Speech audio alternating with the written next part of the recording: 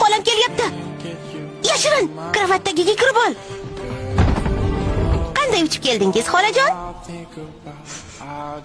Odam isini sezyapman. Balki o'ychamlik hididir. Odamlar bilan tovuq oyog'ining hidi o'xshaydi. Shuningdek, moychechak, changilaq va eski qo'lqopning hidi ham shunday. Balki shundaydir.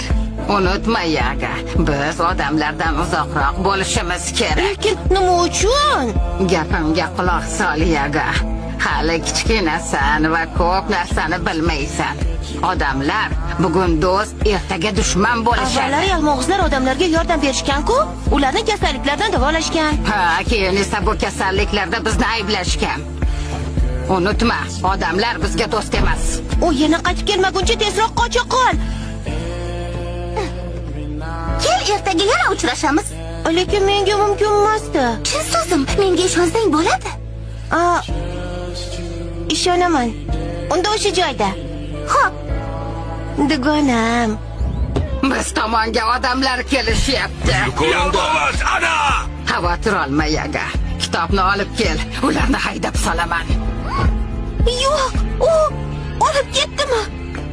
Bo'lishi mumkin emas. Kim uni olib ketdi? Dugonam. Meni dugonam bor, shaharlik qizcha. Sizga aytishga qo'rqandim. Seni ogohlantirgandim-ku. Endi kitobsiz nima qilamiz? Qoch, o'rmondan uzoqroqqa yashirinib ol. Lekin sizchi? O'zim uddalashga urinib ko'raman.